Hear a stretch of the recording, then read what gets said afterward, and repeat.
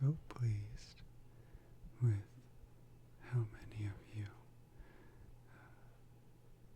wanted to see the first rendition of this video. And since that first video came out, we have, I think the count was about 100 new subscribers since that video.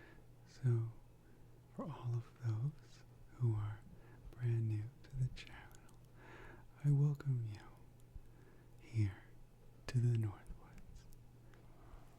I have my trusty bowl with me for the second round of questions that were provided by you, my wonderful subscribers. So, without further ado, let's get started. Our first question in part 2 is, what is your favorite ASMR trigger to listen to? I would have to say you're listening to it. I am a huge fan of soft-spoken and whispered words. And along with that, the occasional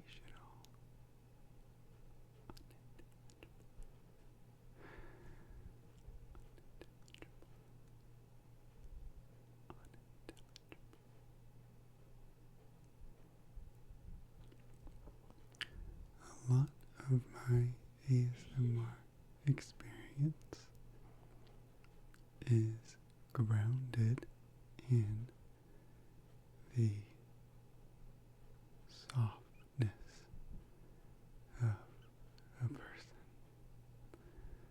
So I think even in my unintentional experiences, that has often been what I've gravitated towards.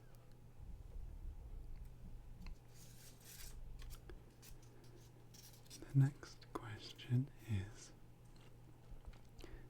does anyone in your personal life know about your passion? And if so, how are you supported? So, I suppose I have a few passions. My biggest ones being fishing and the outdoors in general, to which I give my wife a lot of credit for enabling me the opportunity to express these interests and passions. And I will say, for as new as this ASMR channel is, she has been equally, if not more, supportive of this endeavor, even though she herself tells me that it is not an experience that she has, and that is fine by me.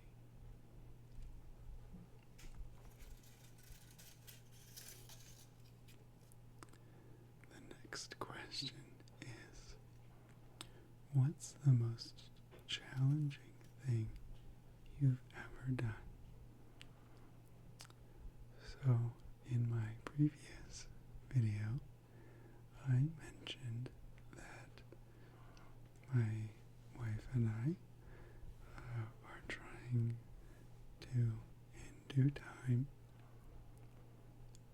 work our way through all of the national parks in the United will say that the most challenging thing that I've experienced was a shared experience with her. We were hiking Black Canyon at the Gunnison in Colorado, and we mistakenly found ourselves on a mountain climbing, rock climbing trail, and we were unaware of this until we found ourselves far deeper onto this trail than we would have liked, and in the process of doubling back up where we came from, we ended up getting stuck, and so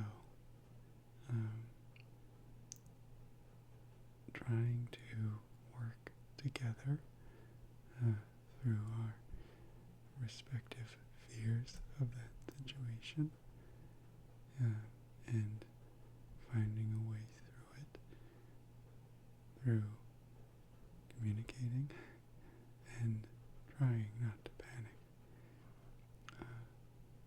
has become a story that we still reflect on even today.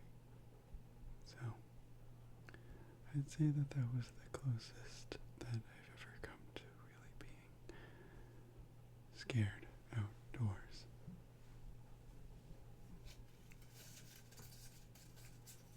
Even at all.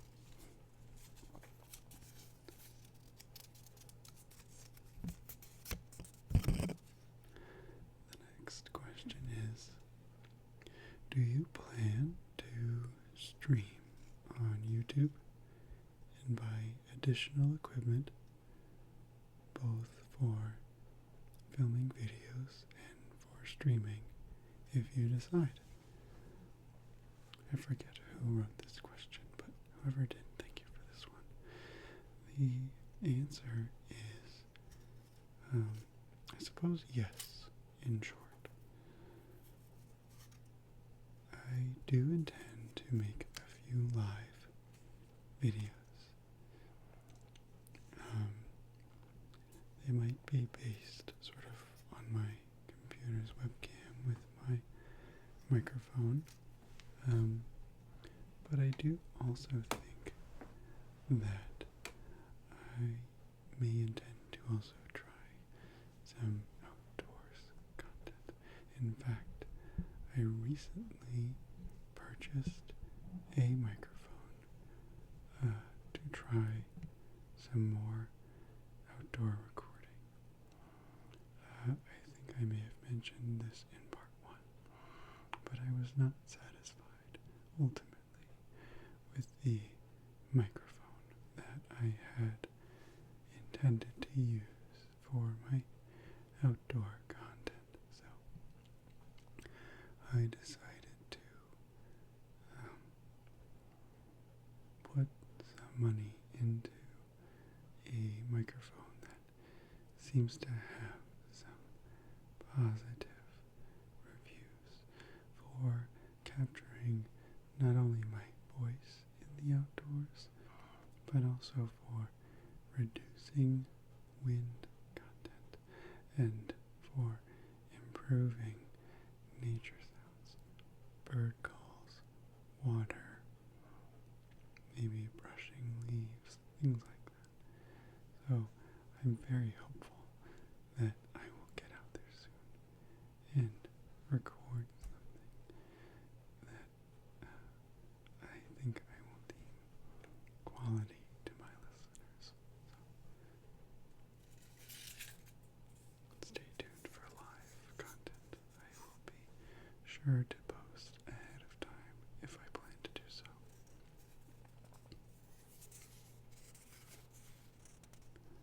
The next question is, are you a sea person or a mountain person?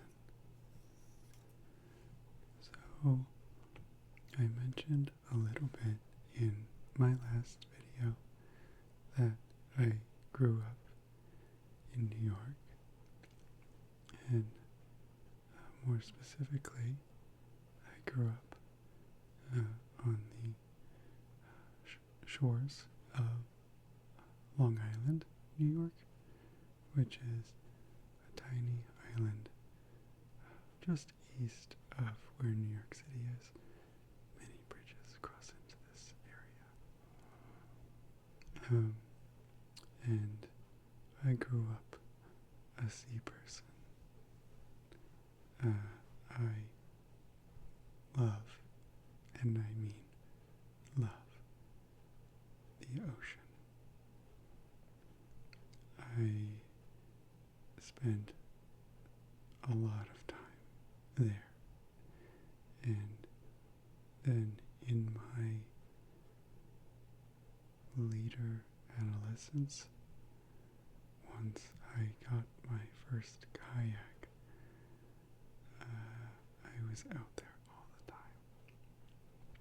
Whether it was with the intention of just simply paddling, or fishing, or even times where I would drop an anchor and read a book, and maybe even take a nap. There's something about the motion and the general ambiance of that nature experience out on the water that is in some ways home to me.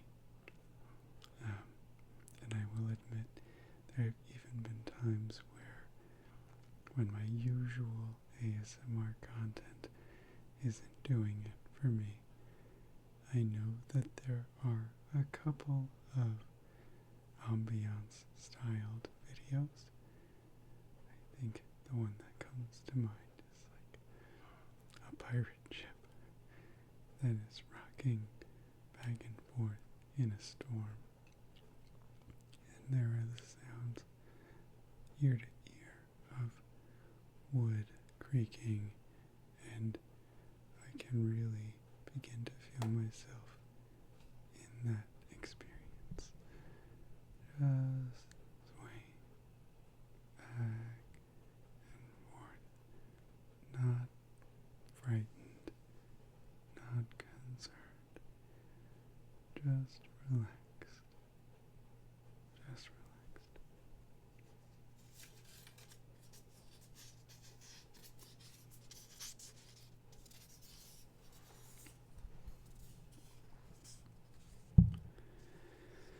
The next question is, what does ASMR mean to you personally? What associations do you have when you hear or say this word to yourself?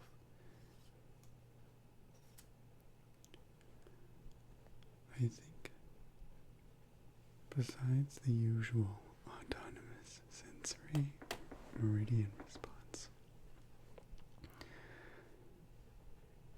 I think the word itself, or the acronym rather, of ASMR means community. I think about the origins of it and what it meant to develop a community that believed in finding calm, peace, relaxation, sleep, and even just this general community who also said, I too get this strange feeling at the back of my neck, and feeling a sense of togetherness as a result of that. and just seeing the kinds of collaboration that existed among ASM artists was really inspiring, just to see it all come together.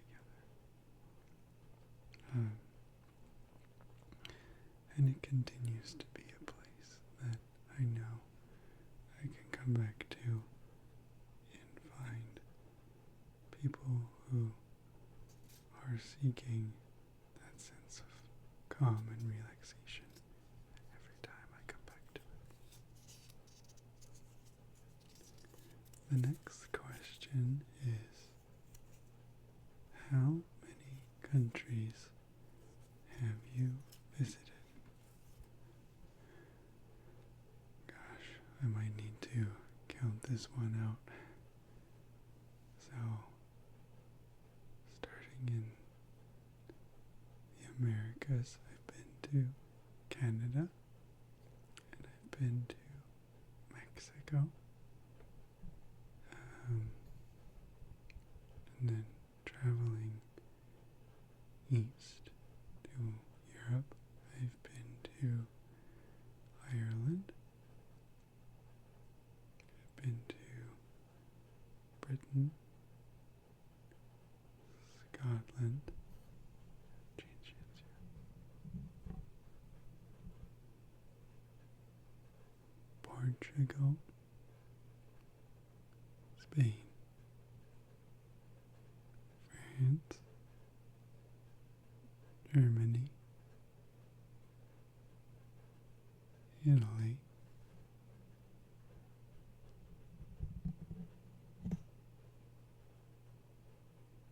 Switzerland, Sweden, Finland, Denmark. So, by my count, I've been to 14 countries. I think that sounds right. And all of it has been wonderful. I look forward to times when I can travel.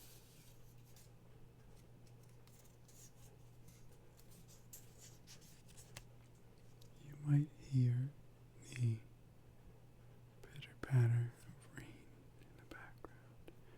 We've had some storms up here, and it sounds like there is still some residual rain. So, if anything, I hope that's relaxing.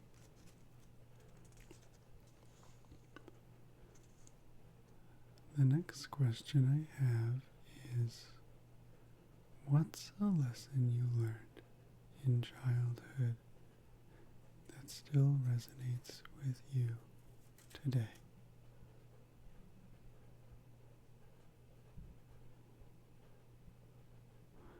Gosh,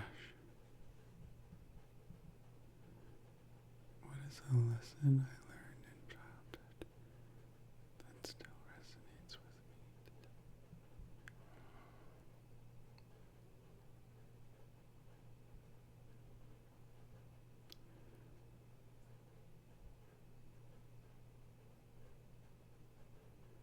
I'd probably have to say there is nothing more powerful than love.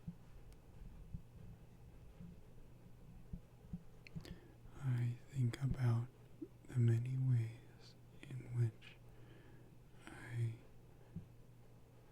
felt like I grew up a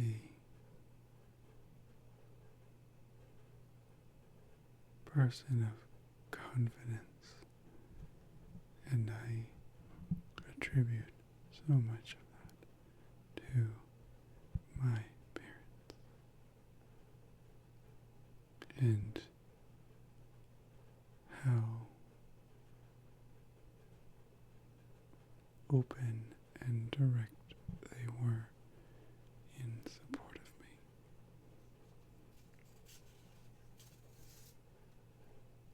It's so powerful to know that when those things are secure, the ability to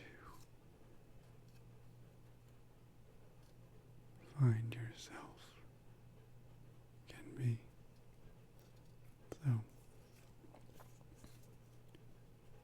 I wish that for anyone.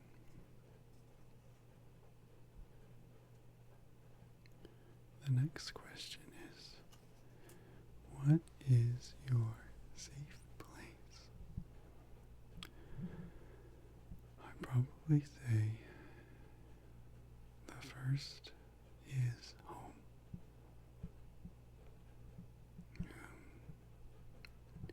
I've always thought about the sort of cliched phrase, home is where the heart is, but I've come to realize that there is so much truth to that notion, that knowing that I have a place to share with my wife is a wonderfully safe place to be for me. My other place is the outdoors. There's a lot of peace, safety, and serenity I find that exists there. We just have to be willing to listen to it.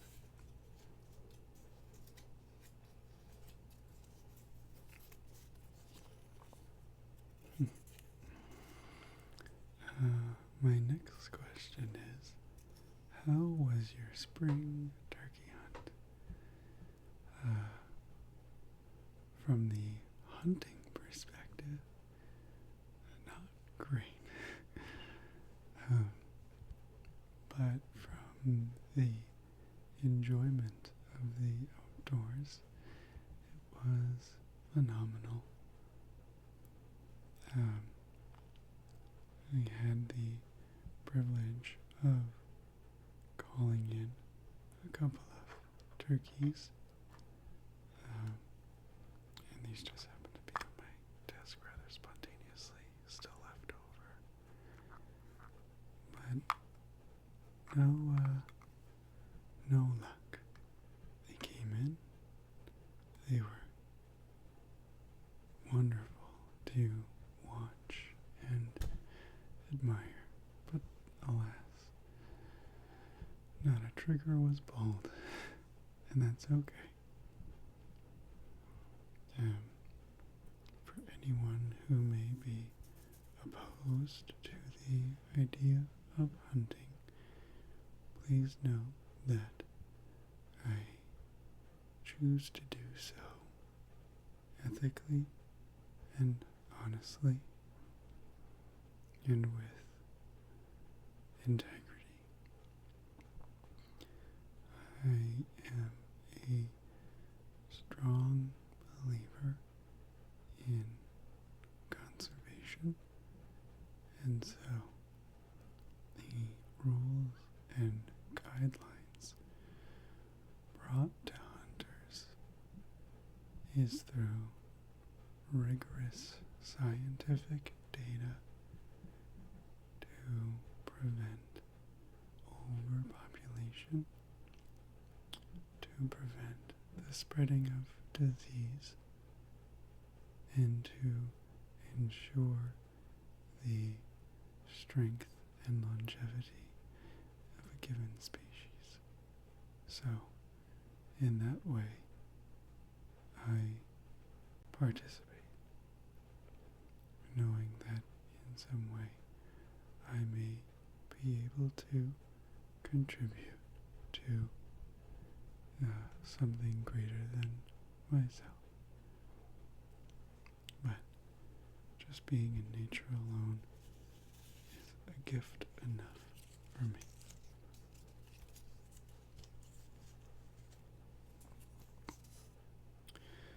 The next question is, do you have any pets? I don't. Although I am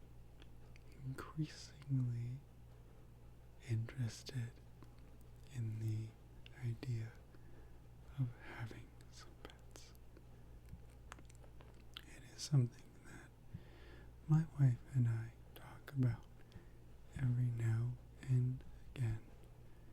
It's just that we feel that the timing isn't quite now.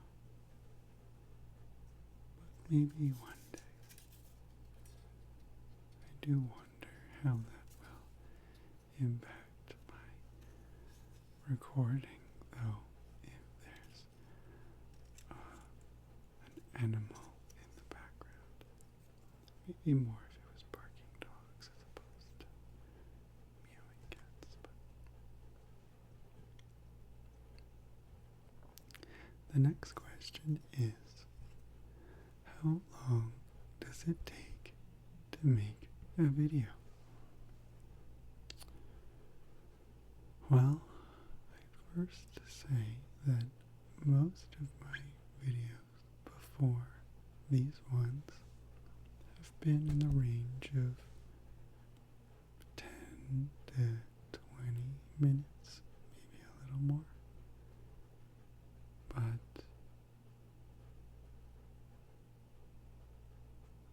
well, so you have that. You've got about 10 or 20 minutes first. And then I go to my,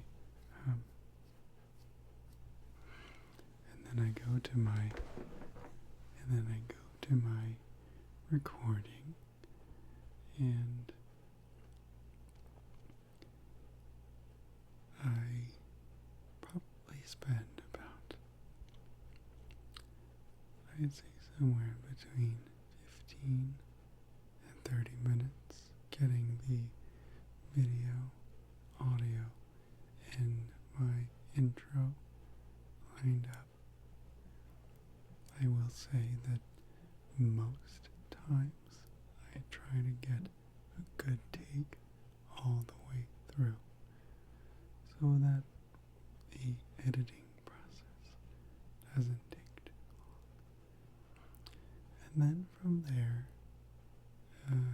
is the uploading, which, depending on the length of video, can take somewhere between an hour or two.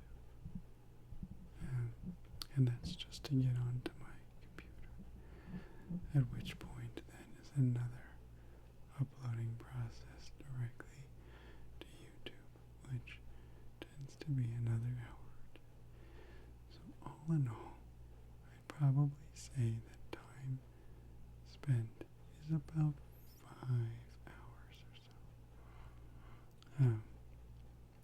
I'd say though that maybe 30 or 40 of that is actual work though. The rest is just time and patience. So not too bad.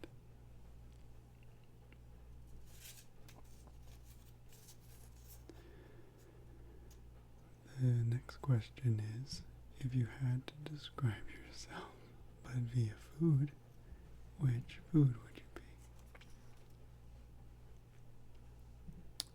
Good question. I feel like I should honor both sides, both major sides of my ancestry. So on the one hand, I would be a lamb stew, and on the other side, I'd probably be a chicken parmesan. I'll leave you to figure the ethnicity out for yourself.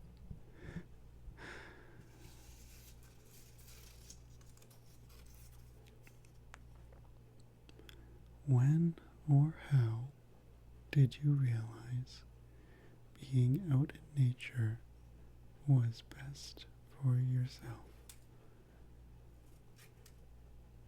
So, I think I first found out that it was good for me, much like my answer not too long ago, was time spent on the beach. So many memories of playing on the beach, running out into the ocean,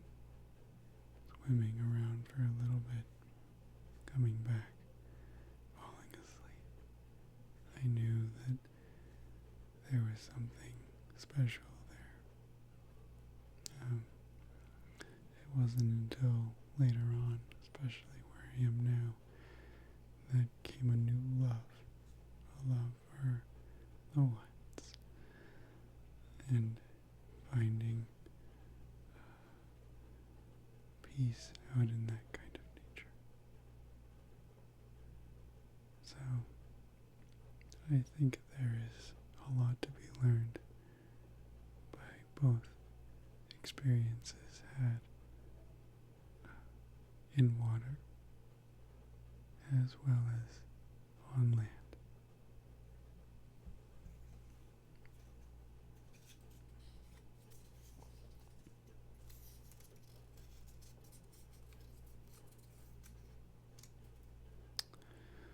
What is your favorite movie, either childhood, current, or both? It's funny this question is coming up because I was recently having a conversation with some family about this topic, so it sits on the brain. For my childhood response, I would have to say Toy Story. It just so happened that Andy from Toy Story and I were technically the same age, and hats off to the creators of Toy Story for keeping Andy's age chronologically accurate, because at each phase of Andy's life is what was going on in mine, in the sense of being a kid or getting ready for a next stage in life. So certainly the Toy Story series, but most importantly that first Toy Story. As for current movies, I can't say it's as current as it once was, though I'm sure it is still very much relevant, is Interstellar. I think I've watched that movie more than 60 times, and that is 60 times. 60 times. I love that movie. Love everything about it. I just have to say, fun fact, did you know that they contributed to scientific data through the production and creation of their black hole simulation? That blows my mind. I think that is the coolest thing, that they accurately depicted what one would look like based on the data they were given. So cool.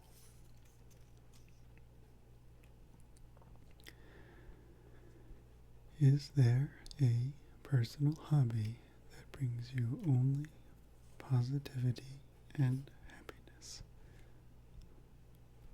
You're looking at it.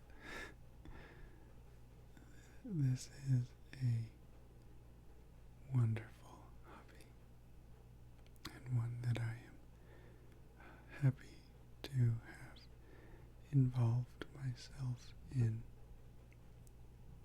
It's been such a joy to engage in this community and develop something of a following. So for that, I thank all of you for tuning in and listening to me. Thanks. The next question is, are you a night owl or an early bird? I would say it depends. I think majority of the time I probably lean towards night owl. That said, I am also quite keen to jump on an early bird fishing trip. Having my kayak strung up to the roof of my car the night before and getting up early in the morning to see what fish we can find. But night owl is definitely the preferred.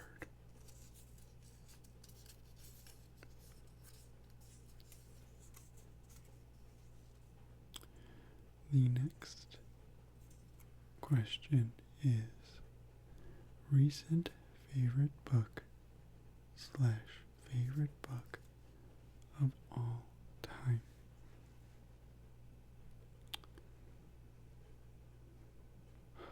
Recent favorite, I would say, is a book written by Kristen Hanna called The Great Alone. It is a phenomenal tale that takes you on, I would say, quite a ride, and is one that I would certainly recommend. The favorite book of all time, though,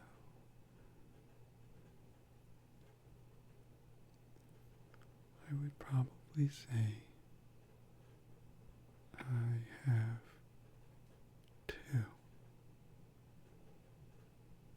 The first one I'd say is Fahrenheit 451, and the second book I would say is a book by Alan Deutschman called Change or Die. It is a nonfiction for sure, but I think it lends some insights into human psychology and the way in which our brains work toward finding change.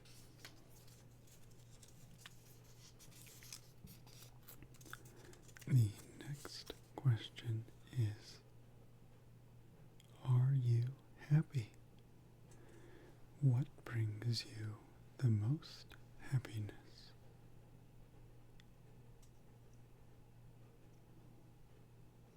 Interesting. Are you ready to sacrifice something for the sake of your happiness if you understand it is important and necessary? That's a deep question for sure. I'm going to hold this one. Give some paper sounds in the process. First off, I consider myself happy and grateful. I try to practice a life of gratitude, and I find that that yields a tremendous level of love and abundance in my life.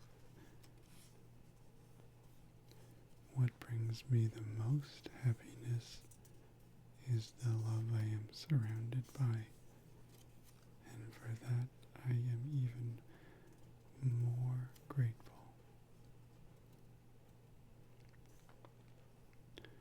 In terms of being ready to sacrifice something for the sake of my happiness, I suppose if I had to let something go to let the things I mentioned exist, I suppose I would be willing to. Although I'm sure when faced with such a challenge, might be far more difficult. But to that I would lean back onto the love and gratitude that I experience and that surrounds me, and that trusting that that would be enough for sacrifice is suitable to me.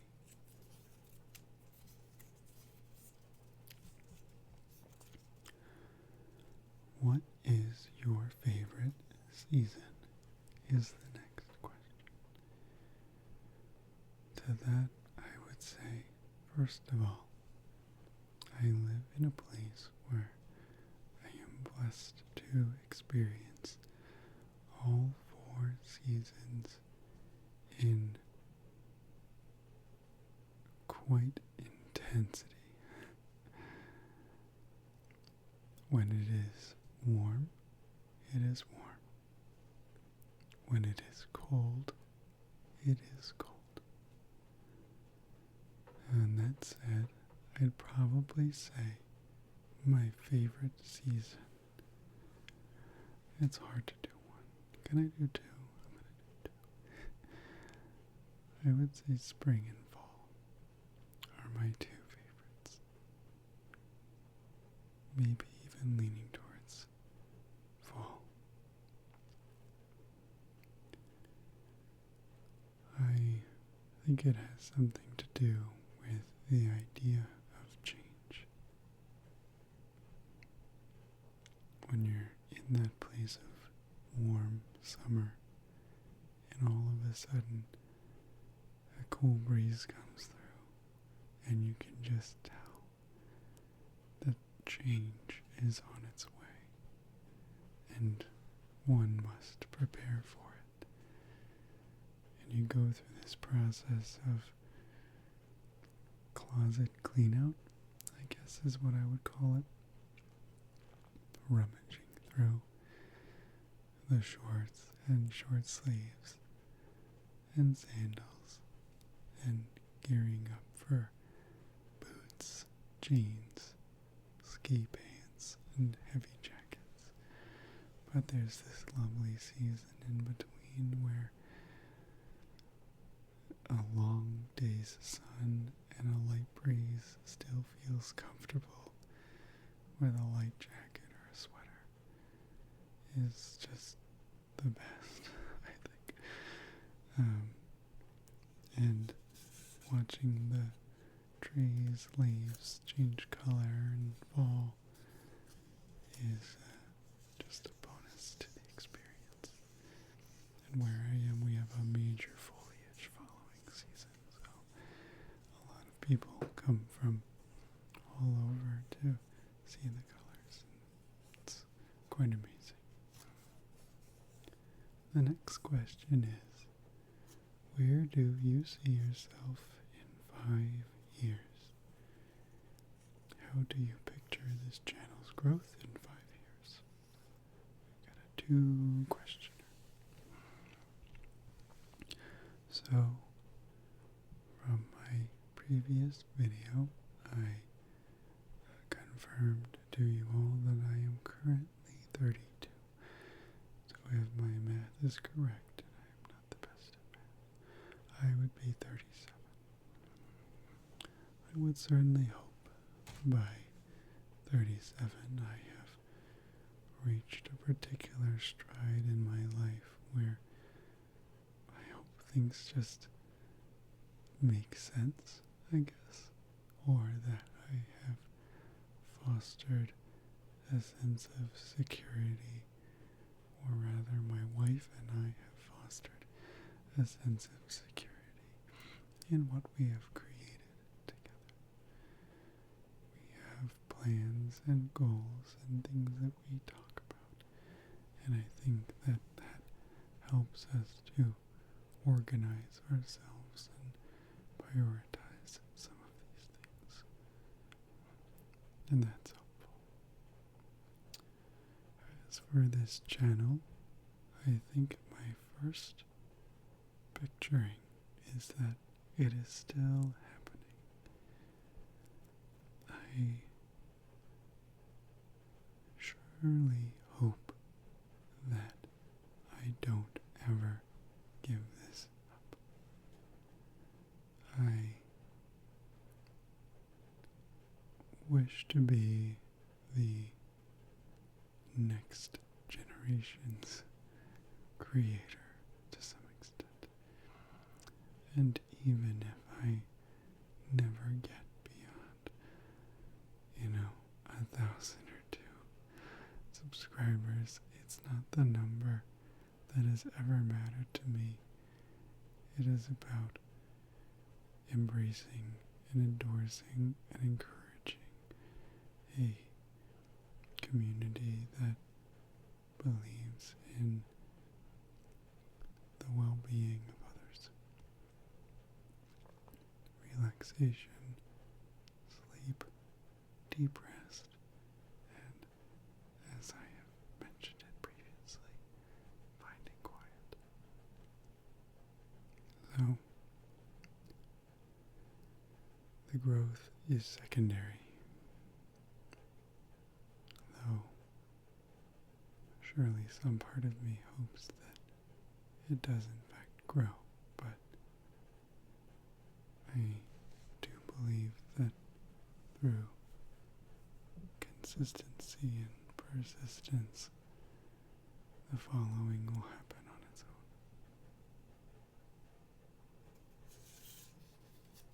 own.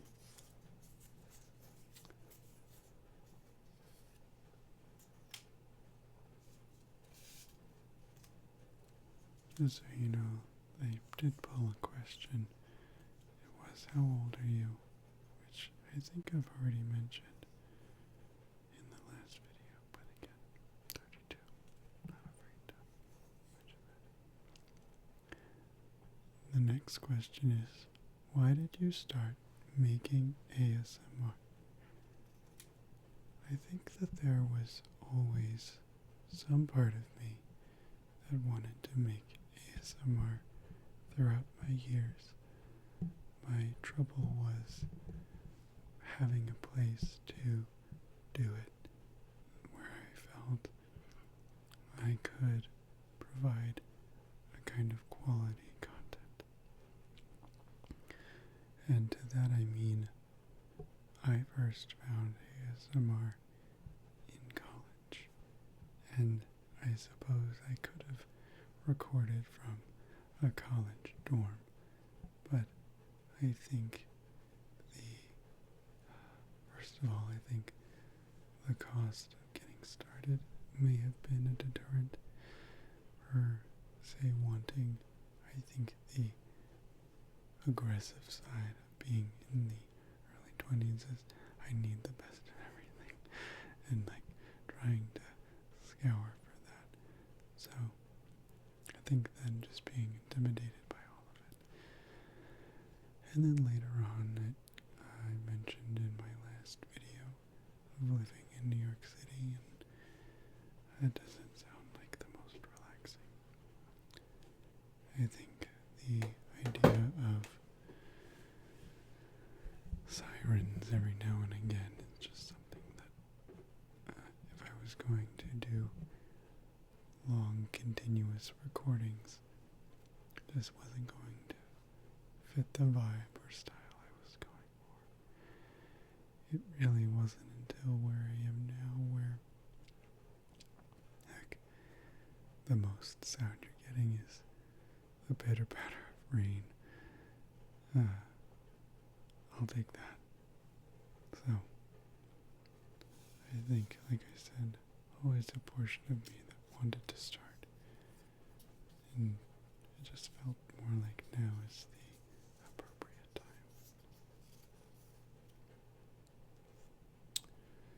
time. Your favorite travel and why? I would say my favorite travel was in Ireland. I found it to be such a beautiful,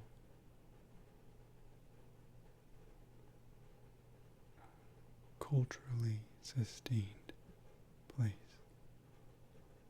There is a deep rooted heritage, and despite a lot of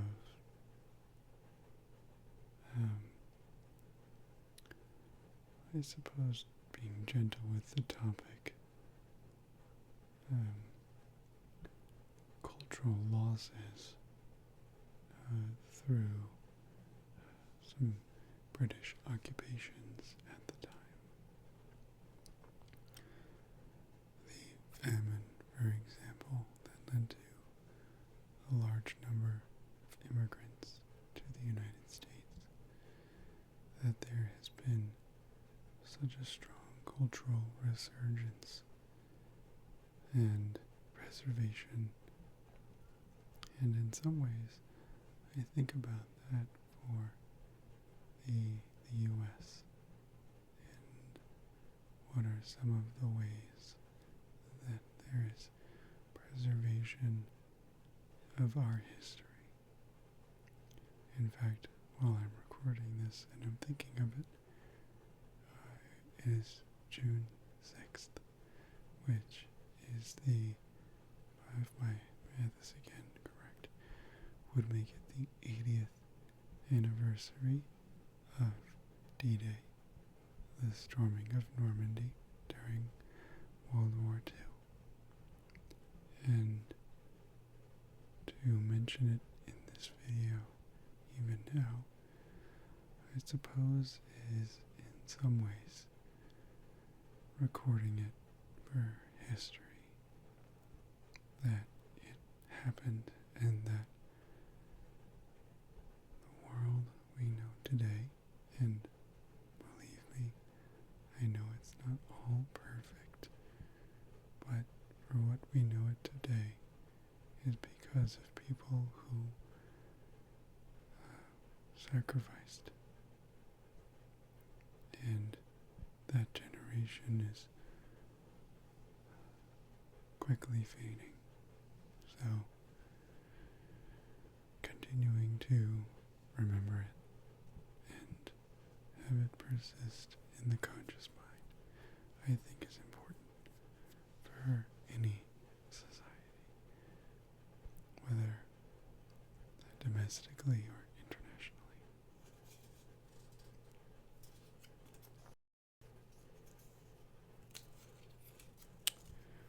Let's see. The next question is, do you speak more languages apart from English? And I would love to say that I do. Unfortunately for me, the answer is English remains my only language. I can count on more than the two of my hands that I have tried to master Spanish. And I will say that without continued dialogue in my everyday world, it is challenging. I have a difficult time remembering, despite the uses of a Duolingo, a Babbel, a Rosetta Stone. It's just not having that everyday dialogue, I feel, puts me at such a disadvantage. But maybe one day I would really like to have Spanish under my belt. The next question is, what is the most absurd request you've received from a fan? I think at this time I haven't necessarily received anything I would consider to be absurd. I have received plenty of requests, some of which I have already filled in previous videos, but nothing has particularly stood out as absurd to me. Though this is still very much a young channel, and so I don't dismiss the idea that something absurd might come across my comment section. The next question is, if you were on a deserted island, what 3 things could you not live without? So, presuming some of the criteria that I am on a deserted island, therefore automatically isolated, and so no other person could join me, what 3 things could I not live without? I might also want to set up the conditions, maybe this is the survivalist in me, that food, water, and shelter are already provided for, because those are 3 pretty important things. So, getting to the more fun stuff that I suppose this question is trying to ask. Music would be the first, I'd say. I think I would find it challenging to go a day without listening to something. So maybe an old iPod Nano that I kept in a back pocket somewhere and managed to make it to that island with me. The next, I suppose, would be a book. Again, it could be any book. I don't necessarily consider myself too specific when it comes to books. I've read all kinds, both fiction and nonfiction, but having a book handy, I think, would definitely be helpful.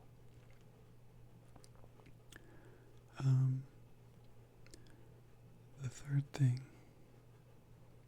and again, I think this is the survival in me, is my fire starter. Don't knock it till you are very cold and are in need of one. Having that in a pinch is very, very helpful.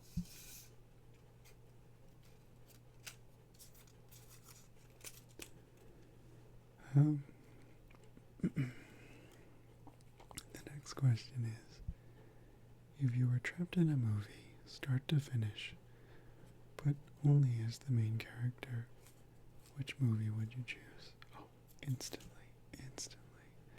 Make me Matthew McConaughey in Interstellar, please. Kidding me? All of those adventures, and knowing I potentially have survived and done interstellar travel, absolutely. Those experiences seem crazy.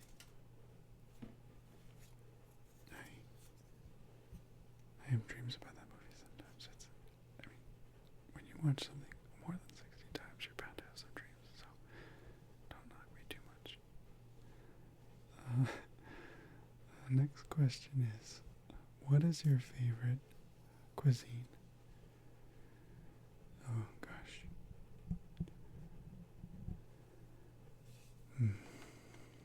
If I really had to pick one,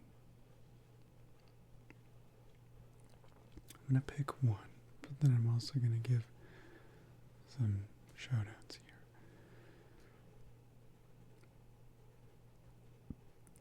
I gotta go with Italian. Italian comes first.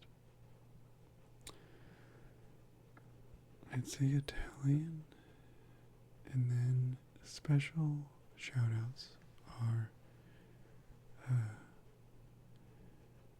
Mediterranean, which I suppose in some ways Italian can be looped in there, but I think particularly Greek.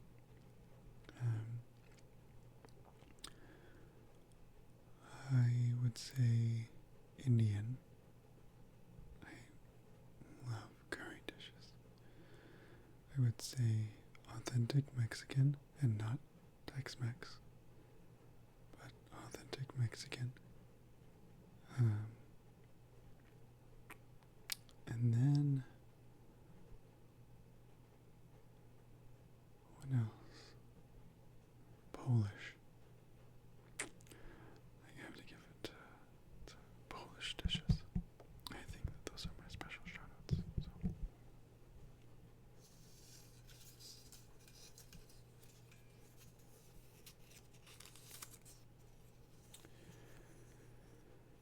The next question is, where are you from? So, I mentioned in my last video that I'm originally from New York. More specifically, I mentioned that I'm from Rhode Island. I've since moved though, and I live in the northeastern part of the United States. Without getting too specific, you can say the northeast. So, yeah, that's where I'm from. The next question is, do you have a dream or plans to record a joint video with your favorite ASMR blogger, if you have one, or just with a colleague, I suppose an ASMR peer? I would very much enjoy the idea of collaborating. It is something that I remember in those very early years of ASMR is some collaborating going on. And so,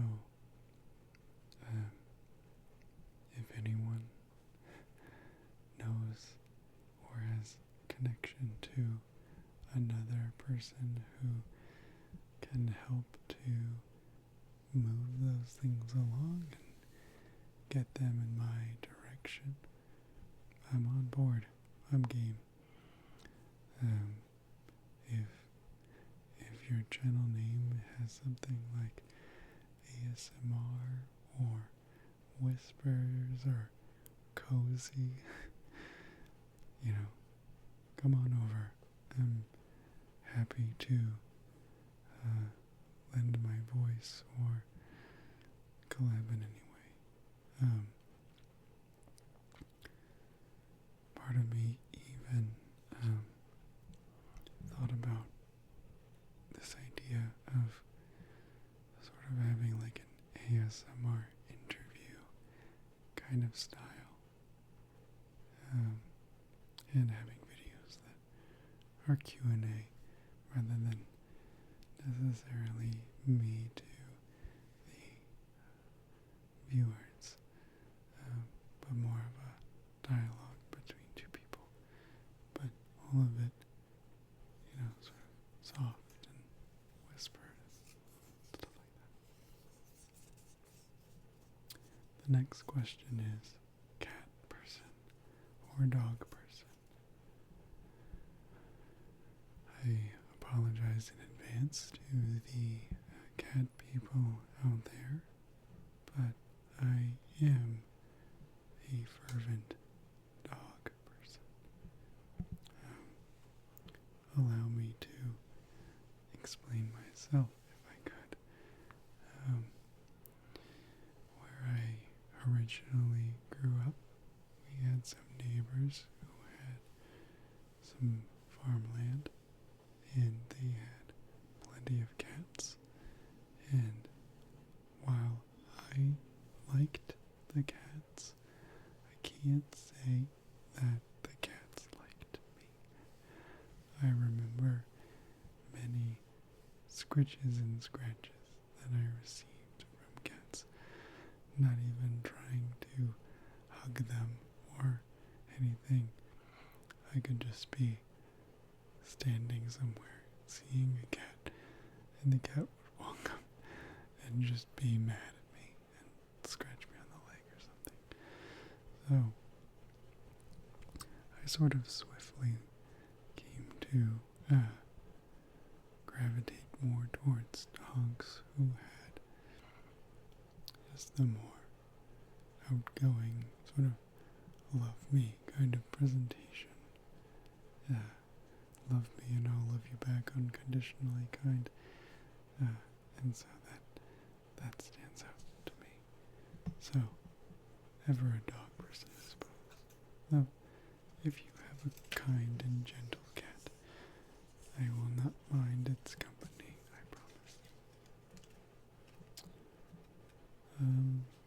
The next question is, what is your favorite video that you've made? I would probably say my favorite video is the second video that I made on this channel, and that is my rosary prayer video. I mentioned in my last video that the origins of me finding the ASMR community were born out of some religious upbringing and the peace and serenity that I got from prayers, the sounds, sights, smells, all of that culminating in what I felt to be a relaxing setting. So I think it still is an homage to the very core of, I think in some ways, what the ASMR community represents. So, yeah.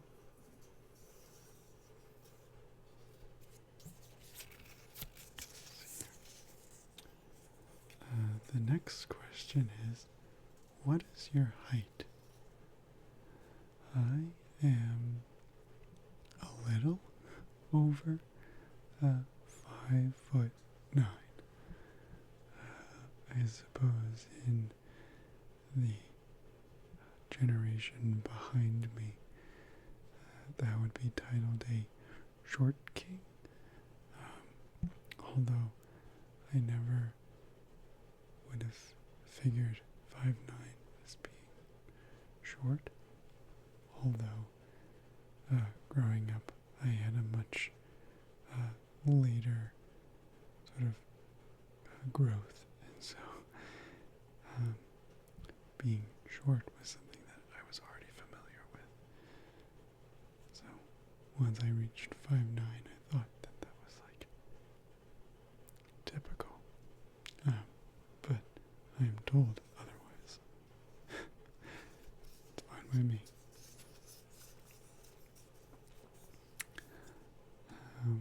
Just looking at my bowl here, this is the last question of our series, and it is, what conclusions have you drawn for yourself over the years? Has it made you stronger? Did it give you any awareness of reality? What a question to finish off with.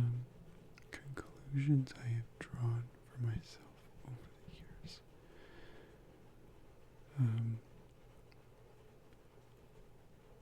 I would say that I've learned that patience is my strongest attribute, and that I have a proclivity toward slowness. I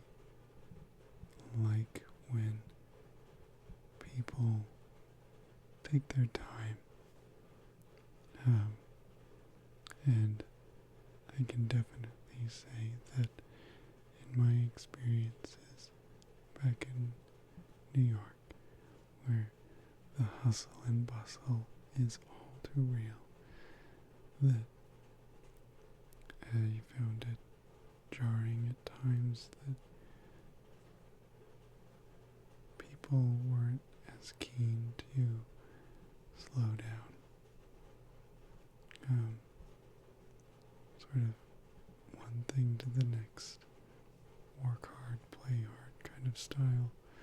And I'm not saying that that's everyone per se, but I think in the majority of my experiences, that that's what that was like. And so a gravitation to a slower kind of lifestyle, I think, is what has grounded me here. In terms of making me stronger,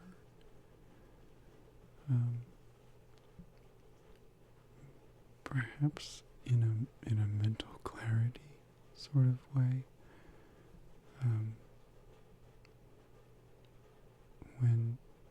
When you've, I think, in this journey of like what I would call like a person in environment fit, when you have found the environment that you thrive in and that you find a sense of purpose and meaning in,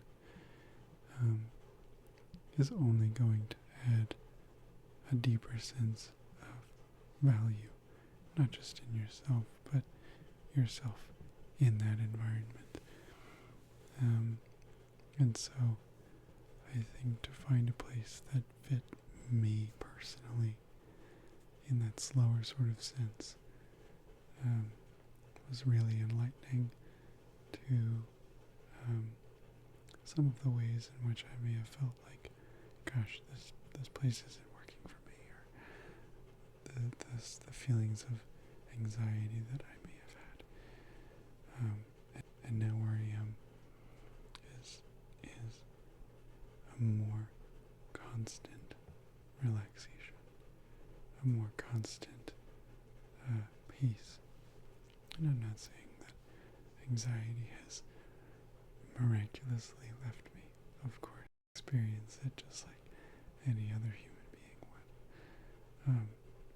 But I have found a place that I'm not trying to force it to happen, or like to make it be something when it just isn't by the nature of who I am. So, I think a great question to end on, and a great way to wrap up part 2 of this series. So, I thank all of you who stayed up to try to listen to the totality of this video. And as always, I hope that in your own journeys you may find your quiet. And until next time.